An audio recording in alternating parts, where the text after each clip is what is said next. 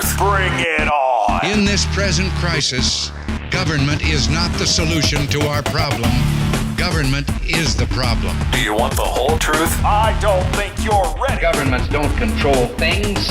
A government can't control the economy without controlling people. It's Crane Durham's Nothing But Truth.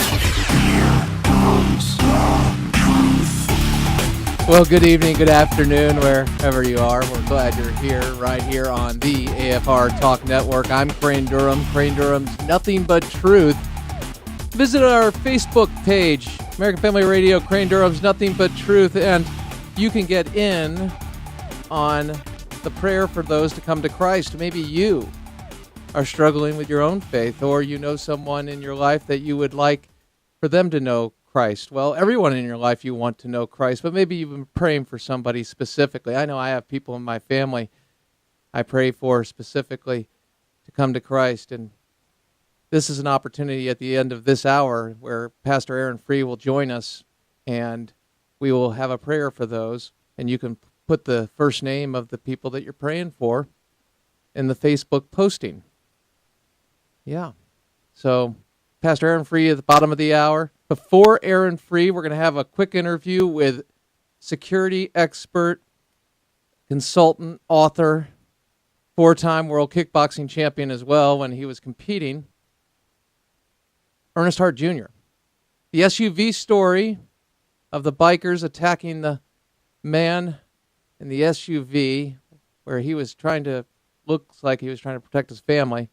We're going to ask him what you should do if you find yourself in a situation that is like what he was experiencing, be it in a car or even on the street or in your home. What do you do? So we will ask Ernest Hart about that.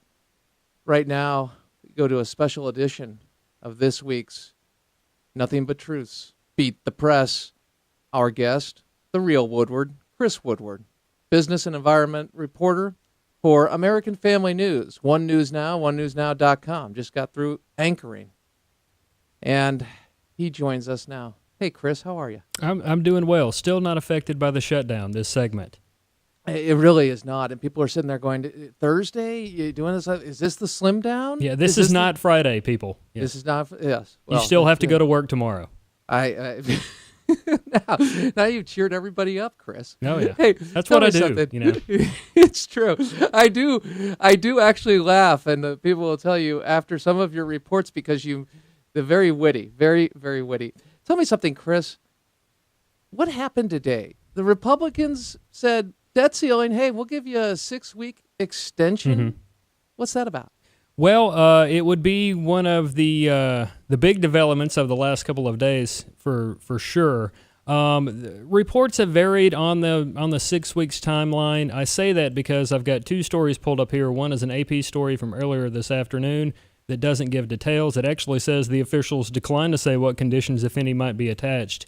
But the big story on USA Today at the moment says that the president was going to meet this afternoon with a delegation of House Republicans led by the House Speaker, who was calling for a vote to extend the debt ceiling by 6 weeks.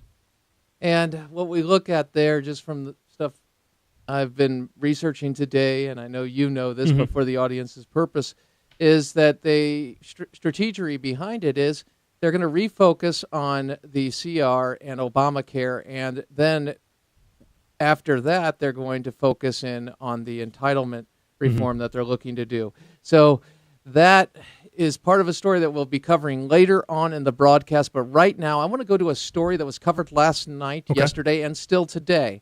And it was the military, specifically the death benefits for soldiers, and how the act that was passed in Congress for the benefits for soldiers was ostensibly going to take care of this, and it did not. And that's where the questions are, Chris. Ed Henry asked Jay Carney, White House Press Secretary Jay Carney, about this. Now, we have two excerpts of this, but Ed Henry wants to know, when did the president know that these benefits were not going to be covered? And who is responsible for that not taking place? Roll it. Jay, when did the president learn specifically that the military death benefits would not be paid? Again, Ed, for the third time. I didn't hear that question. Yeah, and it was asked. I can tell you that So why are when you he not did answering? learn, Today, he asked. yesterday? Ed, I don't know specifically. I can tell you that when he learned that these benefits were not explicitly dealt with in the Pay Our Military Act, he was very disturbed, and he asked for the OMB and his lawyers to take action. So why didn't he have that action taken before today, though? Because You have to work out a news reports process, about it unless you're willing to write the check, Ed. I mean, you know, that it takes some time. Who would write that check? It takes some time to. And are you suggesting we don't, Ed? I'm saying there are people who care about it who want to get it done quickly. And it's getting done The president says he's doing it today. today. Why won't you tell us what day he learned? Was it yesterday, the day before? Ed, what I can tell you is when the president, right, and when the president found out, he was disturbed, and he asked his lawyers and the OMB to get to work on a solution, and we expect a solution today. And this is not that complicated. I know you're trying to make a partisan issue out of it, but Nice try. but Ed, You won't tell us a simple fact of when the president learned. You're trying to say I'm saying- he's outraged by it, so he wants to move quickly. If he learned I'm last saying Tuesday that when he or learned yesterday about or the it, day before. he asked for, directed those who work for him to find a solution, and we expect a solution today. Okay, and What I haven't seen is a solution from Congress, but the president will have one today. Now, there has been a solution to Congress, but they did not take that solution, saying the president could do it now on his own. Question, Jay, excuse me, Yes. Chris Woodward, was that line of questioning fair? Certainly. I believe it's fair. Was the exchange a little heated and maybe unprofessional? That could be debatable. But definitely he was pressing him on an issue that he was not, or he did not feel he got an answer to. And, you know, to be honest with you, that we could sit here and talk for the next 3 days on examples from previous administrations doing the same thing. But we're talking about this specific administration, and it would seem to me that that would be a good question. If I were there, I would want to know why it takes a partial government shutdown to know when we do or do not pay out things. It's a great question. So, another question for you. So Carney was evading in your estimation? I would say so. And, you know, he clearly was on the defensive. I mean, he accused the reporter there of trying to make something partisan out of this. So did Ed cross the line? Did he overstep? No. I mean, he kept pushing for trying to get an answer or something resembling an answer from what Carney was saying. Okay. And when you evaluate the evidence of what we've learned and a whole host of this, you come away with what as a reporter? That we still don't know the entire story. I mean, it is true that the president was quote-unquote outraged. I mean, the Associated Press reported that earlier this week as well. But you know, there's yet to be a clear and concise answer on when exactly the president knew that this was going to be an issue. All right. Now we go to cut number 9, in which we have Joe Scarborough talking to economist extraordinaire, author, and historian Niall Ferguson. And they're talking about Paul Krugman, who is, everybody knows he's far left, and he writes for the New York Times. He's a Nobel Prize-winning economist himself. And this exchange evokes a number of questions. Roll it. No one seems to edit that blog in the New York Times, and it's time that somebody called him out. People are afraid of him. I actually won't tell you which public editor it was, but one of the public editors of the New York Times told me off the record after my debate that their biggest nightmare was his column every week. What is off the record? Is that you don't talk about it. That's why someone says off the record. I mean, I have people tell me things off the record a good bit. I have conversations with people on various sides of an issue in the beats that I cover that are things off the record, and I've never disclosed them with you in a broadcast, certainly. And we try to get that from you, but yes. Again, you're holding that up. But that is a standard that people hold up. So when Joe Scarborough did that, he still put it off the record, but he narrowed the Exactly. lot down. I mean, how many editors are there? There's not thousands, or 7 million on some system somewhere of a number of editors. Right. So when you have somebody in a story tell you, hey, this is off the record, yet it is germane to the story, and they preface that, but it's something that you've been talking about, and it's a key piece of information. Once they say that, does that mean hands off, or can you say, hey, look, I'm going to cover this. This is what the story's about. Professionally speaking, when someone tells you something off the record, it's off the record, and it's not to be brought on the record. There are cases in which people did publish things that someone told them off the record, and they got in trouble for it. There was a big debate. Could he have handled it differently and said something like, look, I've had conversations with people who have told me this, and then kept it vanilla, so to speak. You didn't identify anybody or narrow it down to a certain number of candidates. That would have worked. But in my opinion, and really from what I've been taught by professors and general places I've worked, when someone tells you off the record, it stays off the record. And that's the bottom line, because Stone Cold said so. All right, now let's go to the man who brings us these wonderful Ford ads. He's on Ed Schultz's program, and you're saying Ed Schultz has a program. Yes, MSNBC, that's a network, and he's known to be a far-left bomb-throwing guy. He's a commentator, and that's fine. But his guest, the man who is from Dirty Jobs and the Ford ads, takes a real shot at Ed Schultz here. Take a listen. Roll it. Republicans vote against all progress that the Democrats have put on the table. So since we have this theme tonight of talking about negotiation, I thought maybe I could negotiate with Mike Rowe, because you know what? I think he is the perfect independent that the Democrats have to win over. I mean, he's got the working man hat. He's got the sweatshirt. He is the perfect independent that we have to convince that it's their fault. It's the guys who don't like the middle class. Even at my age, there's something really neat about having a new truck. Ed, I know there's people. something really neat about a guy working for 20 years, a middle class guy. Oh, honey, I've got that F-150. That's America, isn't it? I can make a call. I can have one in your driveway before you say, holy crap, I'm canceled. Before I'm canceled? I just say things. No, I'm just trying every time slot here. Chris, I play that for a number of reasons. It is kind of amusing, and yes, also it shows Ed was taking somebody who was speaking for the Mitt Romney campaign and putting him on the spot. But my question to you is, as a reporter, when somebody insults you, jabs you, gets aggressive with you, do you ever depart from the story that you're covering?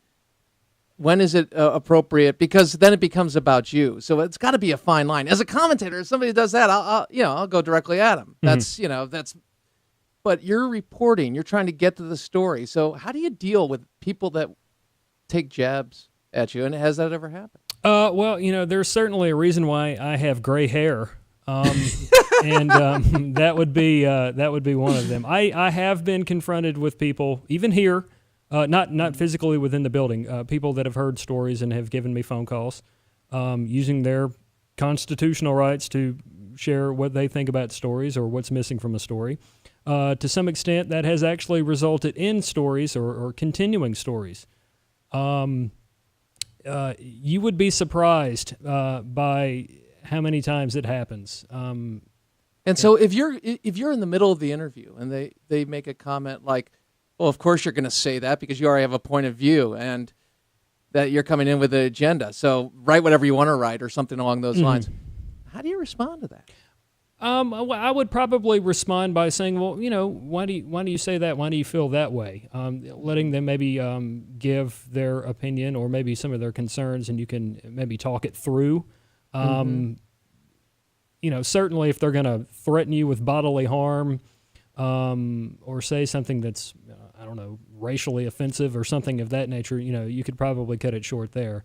You can, okay, but there are times where you'll just bail. But if it's something on the surface about, they ascribe an ideology or take from you to say that you're going to say this or this is what you're already going in with a pre-agenda. You kind of brush that aside and say expound upon that, allow them to open up. Right. But if they pretty much depart from the interview to the point of personal insults that go outside the bounds of civil discourse, then you say, thank you very much. That's the way I would do it, yes. All right. Let me write that down. Yes. Okay, do not yell I used at to them work back. overnights at a Yes. television station, too, and you would get some phone calls from people at 2 or 3 o'clock in the morning that would want to have a debate with you about things, sometimes in topics that you had no idea what they were talking about, but it does happen. Yeah, I worked overnights, too, and I will tell you this, some very interesting phone callers that's out putting there. it that's putting Very it nice. interesting. Yes. Yeah. Well, what do you think of her? Yeah, very interesting. Yeah. Okay. See, I can't. I'm in the can't win zone now. Let's just keep moving. All right. Crane Durham's nothing but truth. Let's get to this, Chris. I want to address what happened to Andrea Mitchell yesterday or the other day by Congressman Sean Duffy. And first he leaves her speechless when he says, "Why didn't you ask the question?" And then he picks up and he closes with this statement. And this is Representative Republican Sean Duffy after he has debated Andrea Mitchell on the issue of asking the question of the individual mandate. Is it fair to suspend it for business, not the individual mandate? What's fair about that related to Obamacare? Here is the wrap on that exchange. Roll it. Can you defend that? Can you defend why the president shouldn't be in Obamacare like members of Congress and their staffs? I can't defend why Then the you should ask Congress that question and to the him. White House cannot figure out a way to reopen the government so that Then our ask them that kids question, and Andrea. their families can get Listen, the benefits that they have And been. I told you we're going to do that this week. But I want your viewers to know that this has been a reasonable approach on our part to go everyone equal under the law, the president and Congress and Obamacare. It's good. If it's good for America, it's good enough for the people who passed the law. We're just saying treat individuals and families like big business and have Obama go into Obamacare. That's it. No one's asked that question but Jon Stewart. I think the media should start doing its job. Thanks for your advice. Thank you, Congressman. Okay, tell me. One, is Andrea Mitchell in the approach to asking that question regarding the fairness of the individual mandate and exemptions for others, is that emblematic? Is that something that we see in the greater mainstream media? And the other question is, do you think it was appropriate for Sean Duffy to do what he did, Representative? I Was it don't justified? think I don't think it was appropriate for him to have done it in that particular way. I mean, certainly you can have a more level-headed conversation. It was borderline on attitude, and a lot of there was some tension there. Let's put it that way. I'm kind of blown away watching that clip again because we've done clips in the past featuring this same personality, if you will. And she has been defensive of people within government, but in this particular instance, she says, I can't defend Congress. And that's certainly interesting. Would we call that progress? I don't know. All right. We'd call it something. We'd call it something, right. Can't defend Congress, can't defend the president. Oh, you can defend the administration. All right, Chris. Well, I was going to ask you about Debbie Wasserman Schultz, but I just don't think that's fair. I just want you to give the mainstream media grade on the overall coverage of the shutdown as we go to break. Tell me, what grade would you give them? Have they been fair in the treatment of both sides, the president and the Senate versus the House when it covers the issue, when they've been covering the shutdown? That's a tough one. Put you on the spot. Yeah. And the music starts to play. Let's give them a D. Just because some center-right leaning news networks, which sometimes are liberal, or often are liberal, were at least in there giving some sort of take on the shutdown. Yeah. I was going to ask you about Shepard Smith in the new newsroom and the fact that he can be as liberal as he wants to be, and is he a commentator or not? But I'm not going to ask you about that because that won't put you in the right way. I will ask you about your Twitter account. Tell me that. It is you can find me on Twitter at AFNC Woodward, and let me tell you, those computer monitors on Shep Smith's show are awesome. But I would not be surprised if those people don't come away nearsighted. I will tell you, it's pretty amazing, and you're pretty amazing, buddy. Hey, thank you for being with us. Business and environment reporter for American Family News, onenewsnow.com. Chris Woodward, the real Woodward. Great to be with you. Coming up, Ernest Hart, and then Pastor Free, AFR Talk.